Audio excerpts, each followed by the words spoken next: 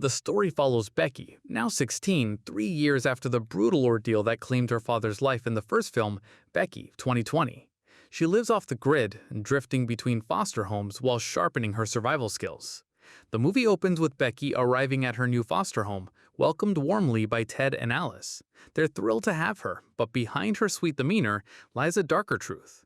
That very night, Becky and her loyal dog Diego run away. 3 years earlier, 4 neo-Nazis invaded her family's lake house, searching for a mysterious key. They murdered her father, but in a bloody act of revenge, Becky killed them all and claimed the key without knowing its importance.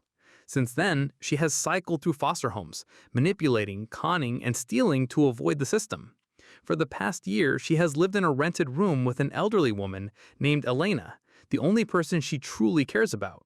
Elena, unaware Becky is underage, took her in after offering her a ride, asking for nothing more than rent money and the little help around the house. Still, Becky remains haunted by her mother's hospitalization and her father's death. Though she suppresses her violent urges, dark thoughts linger, like when a restaurant customer calls her sweetheart and she briefly imagines slitting his throat before shaking it off. One evening, while Becky and Elena play a word game, a radio bulletin reports on a violent fascist group known as the Noblemen. Their main target is Senator Ann Hernandez, and authorities, who have tracked the group's online activity for months, fear they may strike at an upcoming town hall in Fillmore. The scene cuts to a car marked with the group's flag, confirming their presence. Later, during Becky's restaurant shift, 3 men, Anthony, DJ, and Seann, walk in and begin harassing her.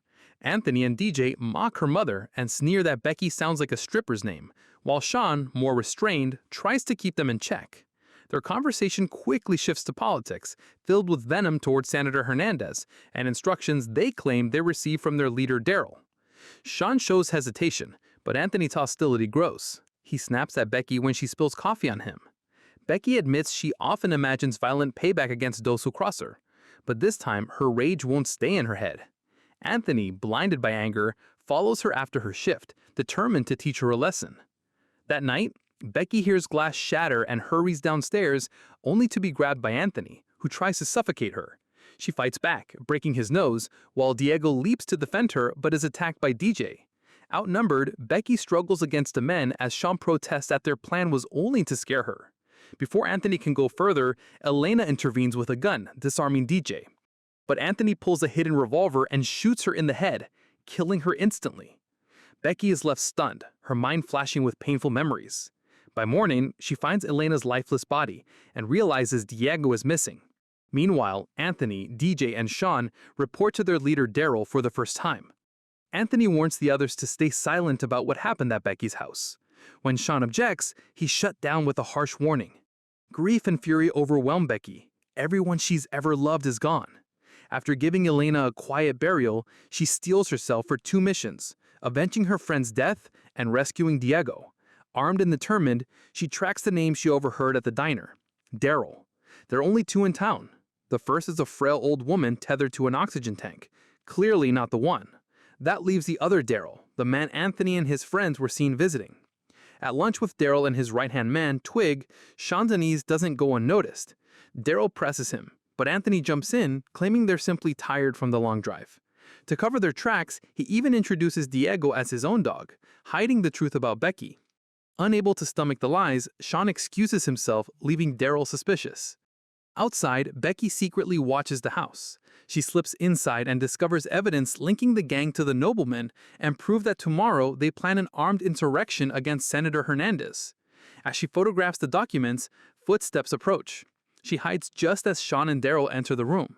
Sensing Seann's weakness, Darryl tells a chilling story from his time in Iraq, where he was forced to kill an injured comrade for the mission's sake. He warns that a single weak link could destroy their operation and bluntly asks Seann if he is that weak link. When pressed about their late arrival, Seann nervously claims they had a flat tire, protecting Anthony's deadly secret. Once the men leave, Becky seizes the chance to grab the thumb drive. Fueled by rage and a sense of purpose, she decides to play her part in this deadly game. After slipping away with the drive, she hides in a nearby barn, only to discover it's stocked with an arsenal of guns, explosives, and grenades. Back at the house, Darryl races a toast to their mission, but a knock on the door interrupts. He steps outside and finds a phone ringing with Becky's name flashing on the screen. Suspicious, he shares this with the group, and Seann's nervous reaction immediately catches his eye. Pressed for answers, Anthony reluctantly admits they encountered Becky and took her dog, but pointedly omits Elena's death. Moments later, Becky herself calls, taunting them with a chilling nursery rhyme. BJ laughs it off, but Darryl and Twig recognize the warning. Darryl orders Anthony to return the dog and commands one of them to track Becky down. Anthony volunteers, dismissing her as nothing more than a dumb kid. Out in the woods, Anthony calls Becky, who lures him deeper until they finally meet. He pulls a gun but hesitates, wary of Darryl's suspicion if he kills her outright. Suddenly, the ground gives way beneath him. He's fallen into a pit Becky dug using an excavator. Instead of ending him quickly, Becky chooses something far more brutal for the man who murdered her friend. Another knock on the door interrupts the men. Through the glass, Darryl sees Anthony standing outside, his mouth duct-taped around the strange object.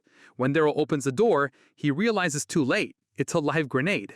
Shaken, Twig urges him to call the police, but Darryl refuses, knowing the weapons stockpiled in the barn would expose their plan for the upcoming insurrection.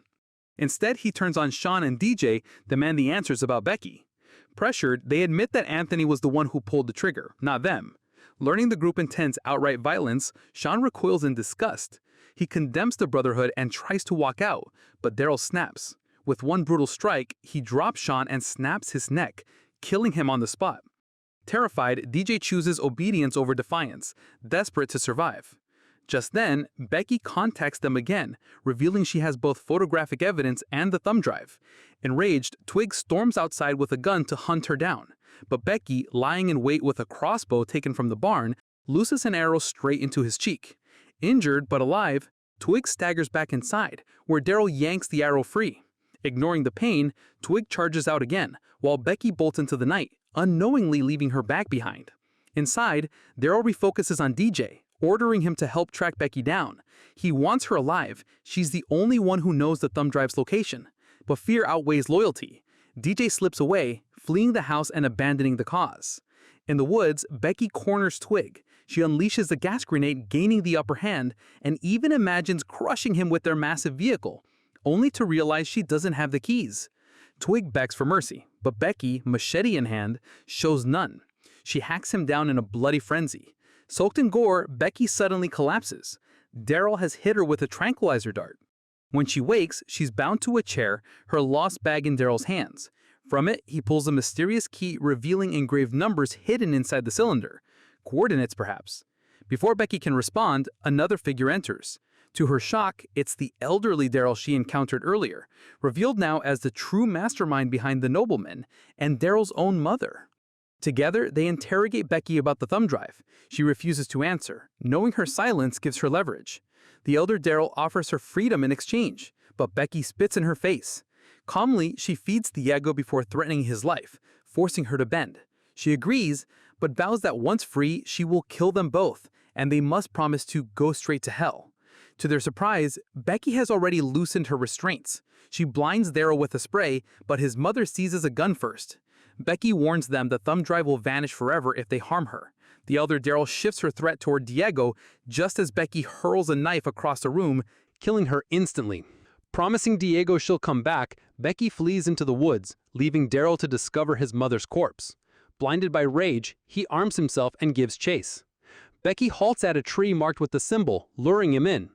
As he closes the distance, steel jaws snap. Animal traps clamp down on his legs.